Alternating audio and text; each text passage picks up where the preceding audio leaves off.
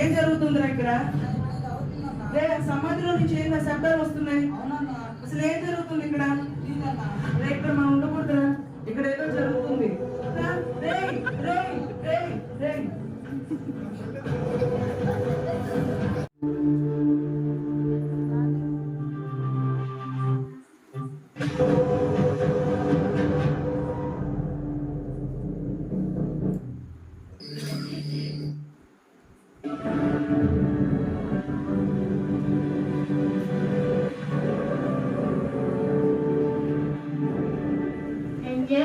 ఈ మనుషులు ఇంకా దేవుని ప్రేమను, దేవుని త్యాగాన్ని గుర్తించలేకపోతున్నారు. నిజమే కదా, ఈ మనుషుల కోసమే కదా ఆయన శిలువపై మరణించింది. నిజమే కదా, ఆయన శిలువపై 3 రేకులు పీక్కోలేక కాదు చనిపోయింది. అవును, నిజమే కదా.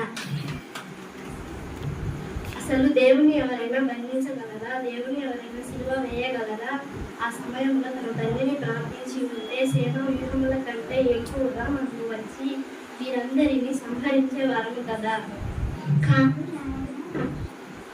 రక్షణ కోరుకున్నాడు కదా. అవును, నిజమే కదా.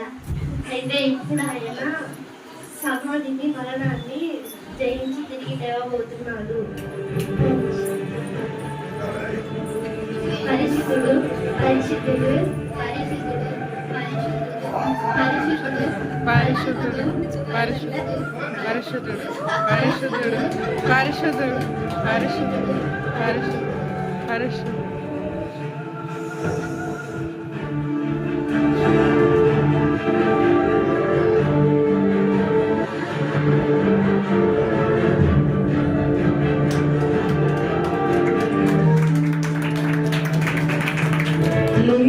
లేచినాడురా సమాధి గెలిచినాడురా యేసు, లేచినాడురా సమాధి గెలిచినాడురా.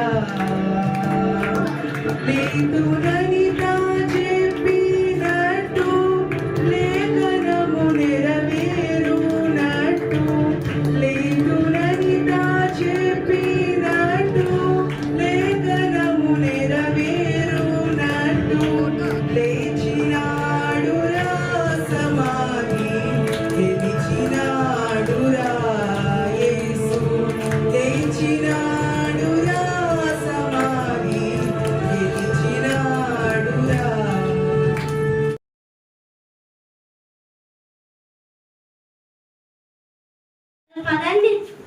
పదండి, తెల్లవారుతుంది. అవును, యేసు దేహాన్ని సుగంధ ద్రవ్యములతో అలంకరించాలి.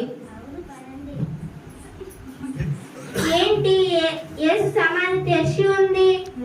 అయితే యేసయ్యను ఎవరైనా తీసుకువెళ్ళి ఉంటారా? అక్కడ ఎవరో ఉన్నారు. ఎవరు మీరు?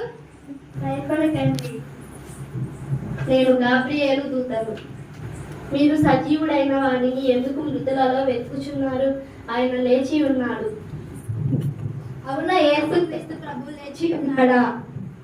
అయితే ఈ వార్త అందరికీ చెప్పాల్సిందే.